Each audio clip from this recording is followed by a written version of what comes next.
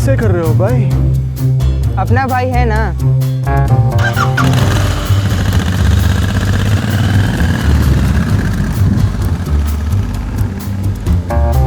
You can also rent your favorite motorcycles with just a snap of your fingers.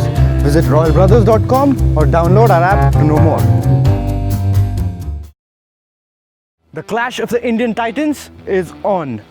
A sub 400cc head-on comparo between two premium bikes in the Indian market, the Bajaj Dominar 400 and the Mahindra Mojo ABS. In this review, we take a measured look at these bikes when juxtaposed on various kinds of Indian roads and everyday environments. We also take it a fair distance to find out more about its rideability. So bring out your chips, switch on to full screen mode and relax. So let's first get an overview of these motorcycles and their lineage. We have a lot of respect for Mahindra as a brand in general. The products span the entire automotive market with everything from heavy machinery or tractors to scooters and motorcycles. But when it comes to the Mojo, it's no secret that they have had mixed reactions from riders about the bike. The old Mojo XT had absolutely everything under the sun, but it also had a tendency to be front heavy and didn't sit very well with the masses. So they put their minds together and are out now with the new Mahindra Mojo ABS in the flesh. Let's go over to Bajaj, a household company and a brand that is probably mentioned 1 billion times in an average Indian's life. They are also one of the most active players in the Indian motorcycle market.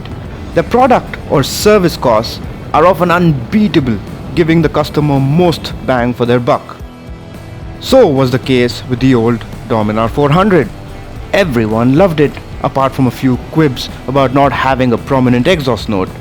So Bajaj then came out with a newer model with more performance and much better exhaust note.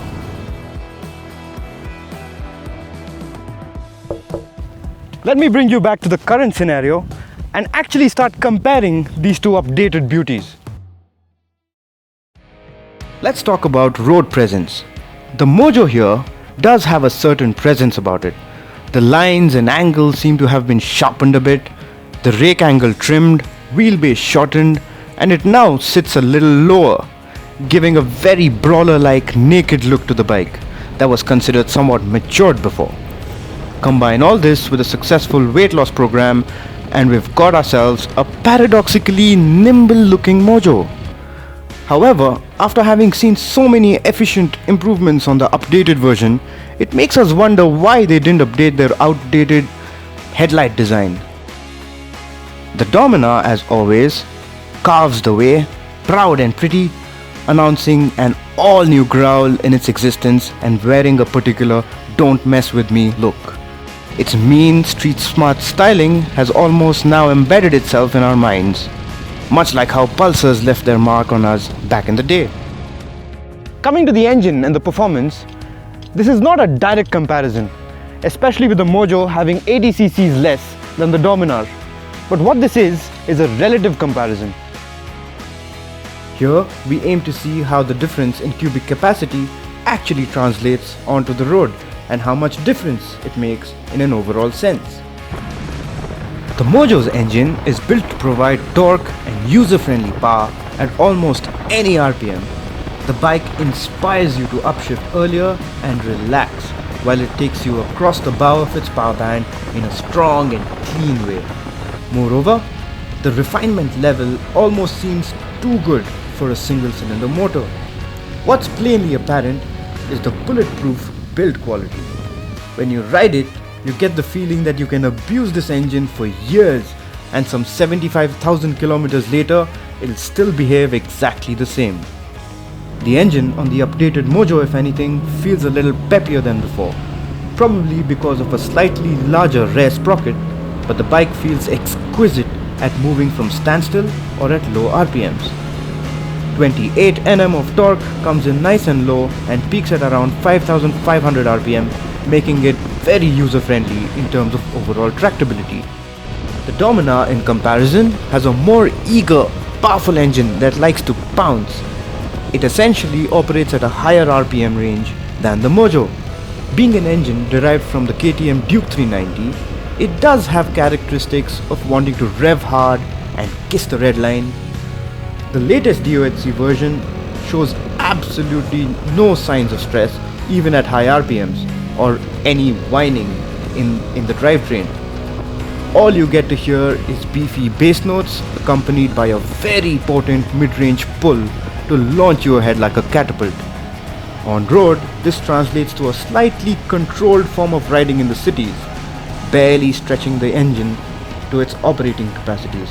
But let it spot some open road and you will absolutely love the rush provided by its power band. Almost perfect for Indian highway conditions with varying levels of optimum speeds. The chassis on both bikes make an equally strong case for themselves. They're both rigid and perform well in an overall sense. The Dominar is basically designed more like a modern day naked bike. Its narrow rake angle is biased towards making it precise on the bends, its upside down forks providing maximum feel from the road surface. The new Mojo ABS comes with a narrower rake angle than the previous version too, which actually directly results in sharper handling. Believe it or not, the new Mojo now feels light and very nimble.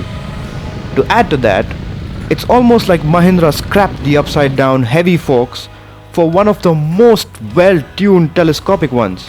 Trust us on this, they are fabulous. They've even given it an external brace to stop it from individually flexing out of shape, improving its overall stability on very rough terrain. With the Mojo, granted you aren't feeling the surface of the road like the Dominar, but instead you're gliding on one effortlessly. To sum it up, the Dominar is made for the racy and canyon carving riders watching the video, while the Mojo is set up for you interstate mile-munching cruiser types. As for highway performance, both these bikes can easily do 3-digit speeds all day long. The Dominar definitely feels more planted on curvy roads as it is slightly more front biased and stiffer than the Mahindra Mojo. But the Mojo here also has some aces up its sleeve. With cushier suspensions, much better fuel economy and a massive 21-litre tank range, this bike can comfortably and frugally go the distance without any complaints. Both the Mojo and the Dominar have good city riding characteristics. Both of them have amazing, incredible touring credentials, and both of them are sub 400cc single-cylinder bikes made in India. So in many ways, these bikes seem like direct competition, but upon closer inspection, you find that they're not really made for the same kind of riders. So what is the difference then? The Bajaj Dominar is made for riders who have a competitive mindset. People who like switching gears or prefer to have a wide power band to play with. The Dominar takes the cake when it comes to speed, agility or frugality in this comparison. Whereas the Mahindra Mojo is made for riders who aren't as manic with their riding style. People who prefer a very sturdy bike that has tractable torque in any gear. The Mojo takes the cake when it comes to comfort, build quality and a do-it-all attitude. So it all really depends on what you consider personally as a better bike.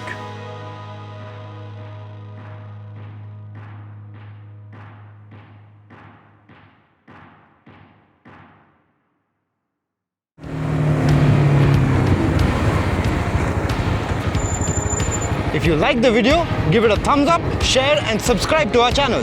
Thank you.